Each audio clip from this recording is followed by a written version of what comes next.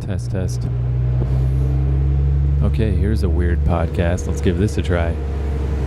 So I'm in the back of a bus that is pretty empty. So let's see. Let's see if I can just do a little podcast before too many people get on this bus and it gets awkward. So it was really rainy today, but I thought I'd... Oh, man, this is not a good environment to record in. Let's try that. Test, test, hello? All right, there, I turned down the sensitivity. So I went back to that path by the stream, the Oxford stream, because even though it was a little rainy, I thought that might protect me from the rain, that the branches overhead would protect me, but it turns out it's less branched than I thought. I was still getting rained on quite a bit, so once I got off of that, I saw a bus come by, and I'm like, you know what, let me just get on this random bus. Let's just see what happens. And now I'm on a random bus with a bunch of wet people, and it was just like the bus of the damned. It's like, who are these people? Where are we going? What is happening? It was pretty lame.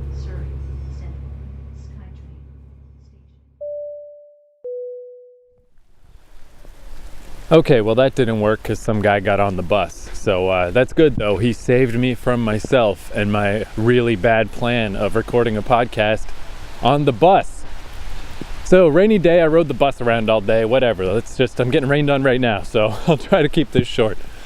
So basically I've got a super rough, the roughest of rough drafts of this chapter I've been working on done.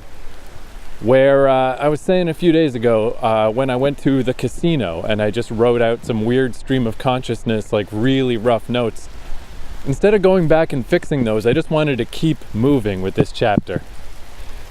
So I just kept going. Like I put that aside as there's one section.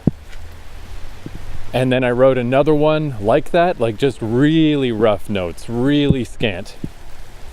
And again and again and again until I had 5 of those. And that's the chapter. I just finished the last one today. Normally, because these chapters are so just a sketch, you know, it's mostly just dialogue and like vague stage direction. I was saying how I like to keep older versions of stuff. Like I like to keep my notes. And once I have a first draft, like that's version 1, and then I'll have version 2, version 3. Because I just like to have the old versions available just for my own peace of mind rather than delete stuff.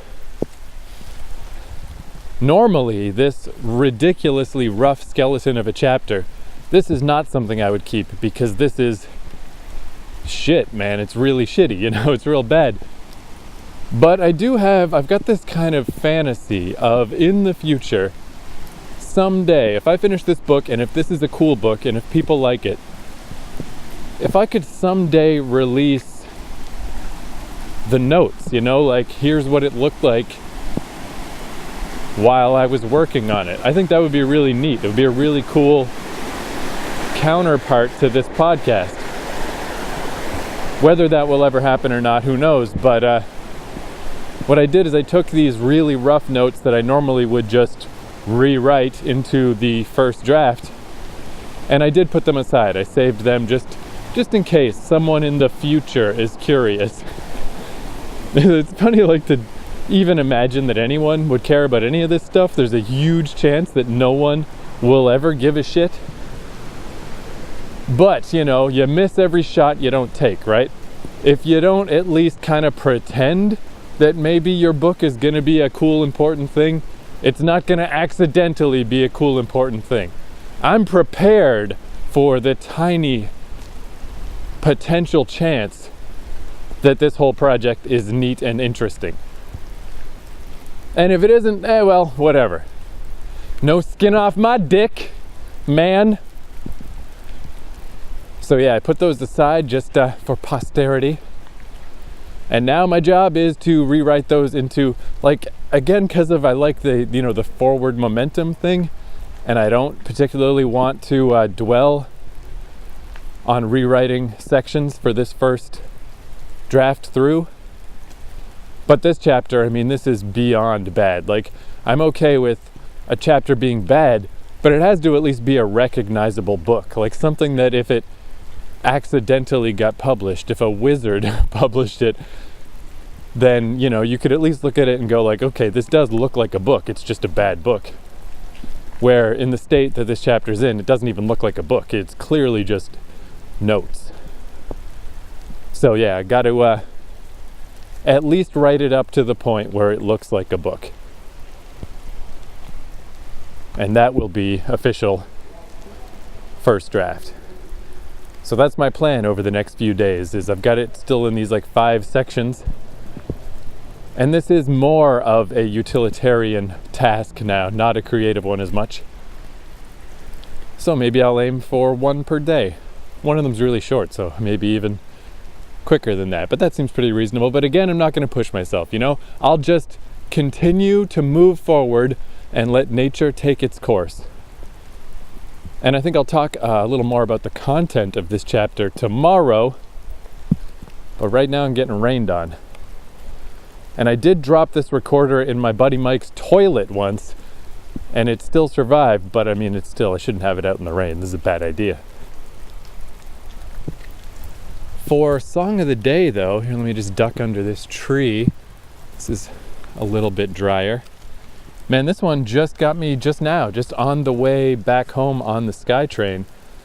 I was listening to this Nina Gordon solo album, Bleeding Heart Graffiti, that I played a song from earlier in this podcast run. I never really got deep into this album. Like, I never got to the back end, to the final tracks. So I was just listening to it while I was reading a book. I wasn't really paying attention too much. But I love when a song is so cool that it just like cuts right through. It's like, I don't know that I've even ever heard this song before, but on the first listen, even while not paying attention, it just cut right through. And I'm like, whoa, holy shit. Hear that? That was a raindrop falling on my recorder. So it's this song called When You Don't Want Me Anymore. And it actually sucks. I mean, it's like just a really lame, kind of boring love song for the first minute and a half. And then all of a sudden, it gets fucking awesome.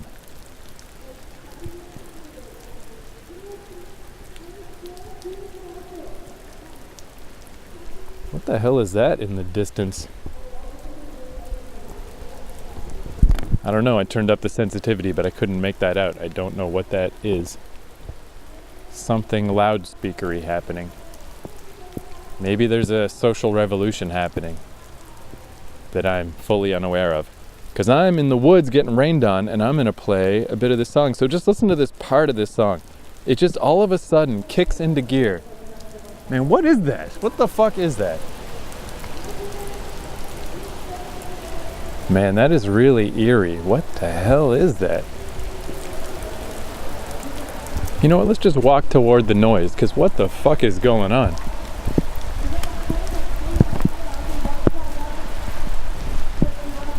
I don't know, I thought I was moving toward it, but now it's gone. Who knows, whatever. Ghosts in the woods, Blair Witch shit. Fuck all that, because I'm trying to listen to a goddamn song, man. I'm the first one to get killed in the woods. Because I'm just doing my own thing. Okay, listen to this part of this song.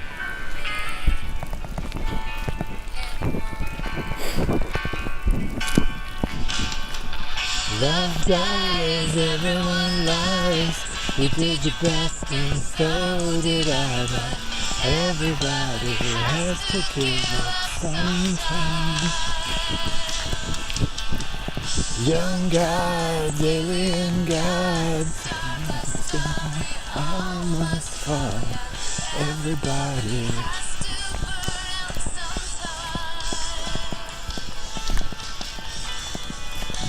Man, that is just so cool. What a cool little, like, all of a sudden that song just kind of takes off. And for a love song to switch all of a sudden to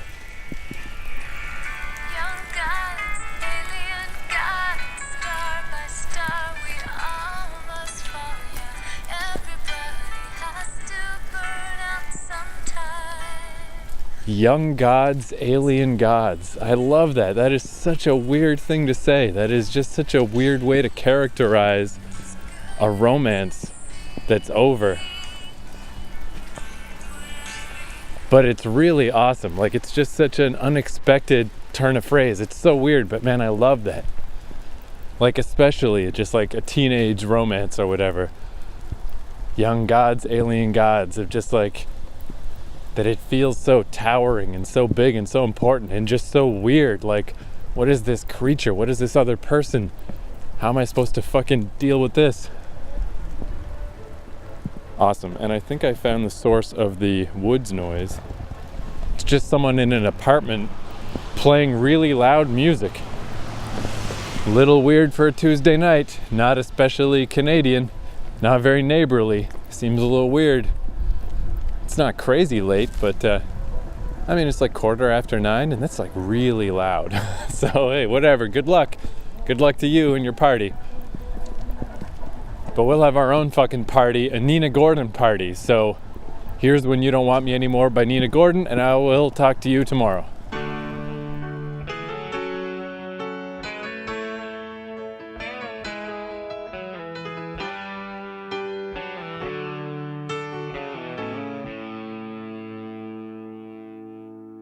This is not a dream. I am not asleep. This is not a game that I'm playing. Somewhere in between what's real and how it seems, find myself forgetting how to speak. And it's good to be alone, and it's good to see what I become when you don't want me anymore. Everybody knows how the story goes. Summer fades away and you're leaving.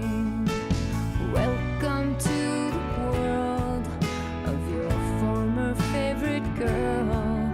September comes and washes her away.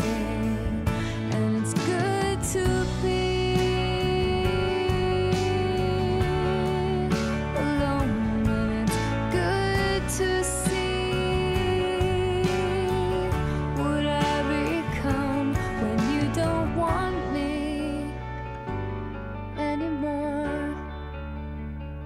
When you don't want me anymore.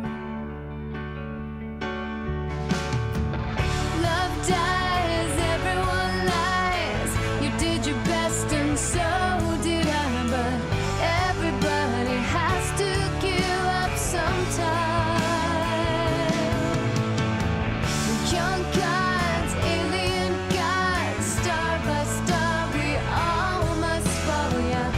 Everybody has to burn out sometime.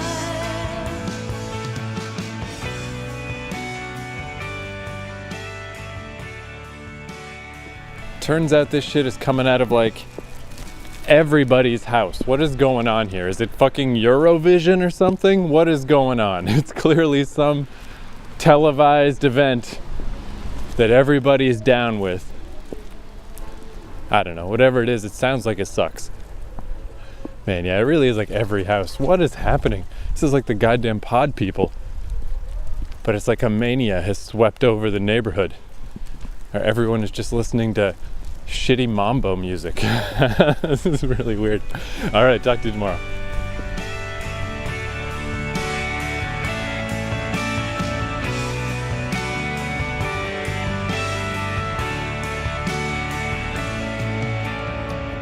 Young gods, alien gods, star by star, we all must fall, yeah. Everybody has to burn out sometime, and it's good to be alone. It's good to see what I become. It's good to be